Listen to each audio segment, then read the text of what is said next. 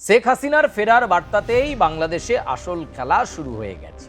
বাংলাদেশের আবহাওয়া এখন অত্যন্ত গরম। হ্যাঁ, ঠিকই বলছি। তার কারণ যা পরিস্থিতি দাঁড়াচ্ছে তাতে করে এবার বাংলাদেশের রাষ্ট্রপতির পদ থেকে পদত্যাগ করা শুধু সময়ের অপেক্ষা। রাষ্ট্রপতির পদে রয়েছেন শাহাবুদ্দিন চুপ্পু। সেই শাহাবুদ্দিন চুপ্পুকে এবার বিদায় জানাবে বাংলাদেশ। অনেক হয়েছে, রাষ্ট্রপতির দায়িত্ব সামলেছেন, এবার তাকে রিজাইন করতেই হবে এবং 25শে জুলাইয়ের মধ্যেই তাকে রিজাইন করতে হবে। বার্তা এসে গেছে। স্পিকারের কাছে নিজের ইস্তফা পত্র জমা দেবেন শাহাবুদ্দিন চুপ্পু। জানি না, যদি রাষ্ট্রপতি যদি পদত্যাগ করেন তাহলে স্পিকারের কাছে পদত্যাগ করবেন এবং আগামী 90 দিনের মধ্যে জাতীয় সংসদ একজন নতুন প্রেসিডেন্ট নির্বাচিত করবেন। এই হলো সংবিধানের পজিশন। বাংলাদেশের সংবিধানে লেখা আছে যখন রাষ্ট্রপতি পদত্যাগ করে তখন অ্যাক্টিং স্পিকার হিসাবে অ্যাক্টিং রাষ্ট্রপতি হিসেবে স্পিকার দায়িত্ব পালন করেন, বাট মূল রাষ্ট্রপতি নির্বাচন করে জাতীয় সংসদ, সেটা 3 মাসের মধ্যে করতে হয়। কিন্তু কেন রাষ্ট্রপতির পদ থেকে সরে যেতে হচ্ছে শাহাবুদ্দিন চুপ্পুকে? পরিবর্তিত পরিস্থিতি যা বলছে তাতে শেখ হাসিনা ফেরার পর যাতে শক্ত হাতে সামলানো যায়, তাই রাষ্ট্রপতির জায়গায় এমন একজনকে তারেক রহমানের সরকার এবং সেই সঙ্গে বিরোধীরাও অর্থাৎ জামাতে ইসলামী এমন একজনকে চাইছে যিনি নিউট্রাল মুখ, যিনি সামলাতে পারবেন এই পরিস্থিতি। কারণ সংবিধানের 15তম সংবিধান সংশোধনী, সেই 15তম সংবিধান সংশোধনী বাতিল হয়ে গেছে। তাই শেখ হাসিনা যেমন পালিয়ে যাননি, কারণ তিনি সেনার সাহায্যে সামরিক তৎপরতায় সেনা হেলিকপ্টারে তাকে ভারতে পৌঁছে দেওয়া হয়েছিল, একই সঙ্গে তিনি কিন্তু পদত্যাগও করেননি, রিজাইনও করেননি। কিন্তু তিনি বারবার কথা মনে করিয়েছেন যে আমি প্রধানমন্ত্রীর পদ থেকে রিজাইন করিনি। এই জায়গাটাতেই কিন্তু তারেক রহমানের কপালে এখন চিন্তার ভাঁজ, তাই ঘুঁটি সাজাতে হবে। সেই কারণে তড়িঘড়ি চাপের কাছে এবার শাহাবুদ্দিন চুপ্পুকে রাষ্ট্রপতি পদ থেকে বিদায় জানিয়ে সেই জায়গায় আনা সম্ভাবনা রয়েছে। আপনার পুজো পৌঁছে যাক বিশ্বের দরবারে। প্রতি বছরের মতো এবারও আর+ নিউজ নিয়ে এলো শারদাঞ্জলির সেরা সম্মান 2026। অংশ নিতে সকাল 10টা থেকে সন্ধে 6টার মধ্যে সরাসরি যোগাযোগ করুন আমাদের অফিসে অথবা কল করুন 9836323248 এই নম্বরে। শারদাঞ্জলি শুধুমাত্র আর+ নিউজে।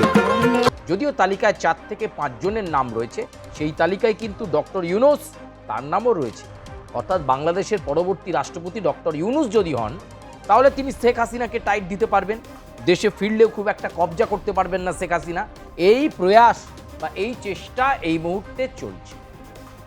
কারণ শেখ হাসিনা দেশে ফিরলেও তিনি যেহেতু রিজাইন করেননি, পদত্যাগ করেননি, তাই মার্শাল ল অনুযায়ী তিনি কিন্তু ডিফ্যাক্টো পিএম, অর্থাৎ দেশের নির্বাচিত প্রধানমন্ত্রী তারেক রহমানের যা ক্ষমতা, শেখ হাসিনারও সমক্ষমতা। ফলে ডিফ্যাক্টো পিএম হিসাবে তিনি বেশ কিছু গুরুত্বপূর্ণ নির্দেশ দিতে পারেন। শেখ হাসিনাকে যে আন্তর্জাতিক ট্রাইব্যুনালে দোষী সাব্যস্ত করা হয়েছে, সেই জায়গা থেকেও তিনি এটাকে, এই রায়কে চ্যালেঞ্জ করতে পারেন।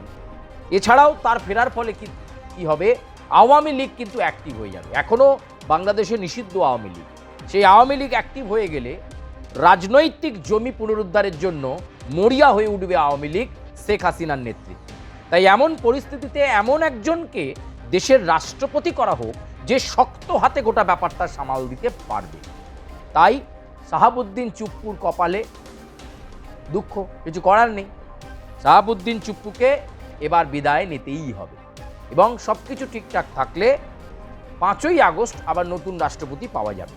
আবার রাষ্ট্রপতির লড়াইয়ে কারা রয়েছে আমি সবার নাম বললাম না। অবশ্যই অন্তর্বর্তী সরকারের প্রাক্তন উপদেষ্টা ডক্টর ইউনূস, তার নাম কিন্তু ঘোরাফেরা করছে। আমরা একটা সময় অনেক প্রতিবেদনে বলেছিলাম যে আগামী দিনে বাংলাদেশের রাষ্ট্রপতি হতে পারেন ডক্টর ইউনূস। সেই সম্ভাবনা কিন্তু ফেলে দেওয়া যাচ্ছে না, কারণ এমনিতেই শেখ হাসিনার সঙ্গে ডক্টর ইউনূসের একটা টানাপোড়েন আছে, একে অপরকে খুব একটা পছন্দ করেন না। ফলে এই অবস্থায় দাঁড়িয়ে ডক্টর ইউনূস যদি পরবর্তীকালে বাংলাদেশের রাষ্ট্রপতি হন, তাহলে শেখ হাসিনার ওপর খবরদারিটা তিনি করতে পারেন। অর্থাৎ তারেক রহমান এবং তার সরকার খুব বুদ্ধিদীপ্তভাবে এগোতে চাইছে। কারণ শেখ হাসিনা ফিরলেই বাংলাদেশের আবহাওয়াটা চট করে চেঞ্জ হয়ে যাবে, এবং আওয়ামী লীগ অ্যাক্টিভ হয়ে গেলেই বিএনপির পক্ষে যেমন সমস্যা, জামাতে ইসলামের পক্ষে সমস্যা। ফলে সেই সব দিকটা দেখে এবার রাষ্ট্রপতি পরিবর্তনেই প্রথমে জোর। শাহাবুদ্দিন চুপ্পু বাংলাদেশের সংসদের বর্তমান স্পিকার, তার কাছে তার ইস্তফাপত্র বা পদত্যাগপত্র জমা দেবেন। স্পিকার ছিলেন না, দেশের বাইরে ছিলেন, কিন্তু ইতিমধ্যেই তিনি দেশে ফিরেছেন। সব কিছু ঠিকঠাক থাকলে 24 ঘন্টার মধ্যেই বাংলাদেশের রাষ্ট্রপতির পদ থেকে ইস্তফা দিতে চলেছেন শাহাবুদ্দিন চুপ্পু। তাহলে বাংলাদেশের পরবর্তী রাষ্ট্রপতি কে? তাহলে কি কারণে রাষ্ট্রপতি পরিবর্তন করার চেষ্টা সেটা বোঝা যাচ্ছে। কারণ শেখ হাসিনাকে হ্যান্ডেল করা অতটা ইজি হবে না, এবং শেখ হাসিনা বার্তা দিয়ে রেখেছেন ডিসেম্বরেই তিনি ফিরছেন। তিনি জানেন তার অনেক বাধা রয়েছে, পাসপোর্ট নিয়ে জটিলতা চলছে, তবে এই সব কিছুকে তিনি এড়িয়ে বাংলাদেশের মানুষের জন্য ফিরবেন, এ কথা তিনি বলেছেন। ফিরলে পারেই মার্শাল ল, ডিফ্যাক্টো পিএম তিনি, যেহেতু তিনি পদত্যাগ করেননি, ফলে তার কথার গুরুত্ব আছে, তার কথাও গুরুত্ব দিতে বাধ্য হবে। ফলে এইটাই কিন্তু তারেক রহমান চাইছেন। তাই তার আগে কিভাবে খুঁটি সাজানো যায় সেই মরিয়া চেষ্টা, সেই প্রয়াস লাগাতার করে চলেছেন তারেক রহমান। কি রে, তোর বেশ র্যাশ হয়েছে দেখছি। হ্যাঁ রে, কি করবো বলতো, র্যাশগুলো কিছুতেই কমছে না। অনেক কিছু ইউজ করলাম তবুও কমছে না। তুই এম্বার গৌরীদেবী হসপিটালসে দেখাতে পারিস, ওখানে ভালো এক্সপিরিয়েন্স ডার্মাটোলজিস্ট আছে। গৌরী দেবী হসপিটাল, রাজবাঁধ, দুর্গাপুর। যোগাযোগ 8001003333, 8001113333। একটা ইন্টারেস্টিং পর্যায়ের মধ্যে বাংলাদেশ কিন্তু পৌঁছে গেছে, একটা ইন্টারেস্টিং মুভমেন্টের মধ্যে বাংলাদেশ পৌঁছে গেছে, এবং শেখ হাসিনার প্রত্যাবর্তনের খবরেই সরকার সেখানে একেবারে কাঁপছে, এবং তারেক রহমানের কপালে এই মুহূর্তে চিন্তার ভাঁজ। ফলে সব মিলিয়ে পরিস্থিতি যত এগোচ্ছে, যত ঘোরলে হচ্ছে, ততই বাংলাদেশের রং বদলে যাচ্ছে। রাষ্ট্রপতি পরিবর্তন তারই একটা প্রক্রিয়া, কথা বলা যেতে পারে, এবং শাহাবুদ্দিন চুপ্পুকে বিদায় দিতে হচ্ছে। প্রিয় দর্শক, আজকের মতো প্রতিবেদন এ পর্যন্তই। তবে আপনারা আপনাদের মন্তব্য জানাবেন, এই প্রতিবেদন কেমন লাগলো, লাইক করবেন, সাবস্ক্রাইব করবেন, বেল আইকনে প্রেস করতে ভুলবেন না, এবং আপনারা আপনাদের সুচিন্তিত মতামত জানাবেন বাংলাদেশ সংক্রান্ত এবং ভারত বাংলাদেশ সম্পর্ক সংক্রান্ত। আর কোন কোন নতুন নতুন প্রতিবেদন আপনারা দেখতে চান, জানতে চান, আমাদেরকে বলবেন। আমরা চেষ্টা করব আপনাদের কাছে আরও সুন্দর প্রতিবেদন তুলে ধরার জন্য। আপাতত ধন্যবাদ, বিদায় নিচ্ছি।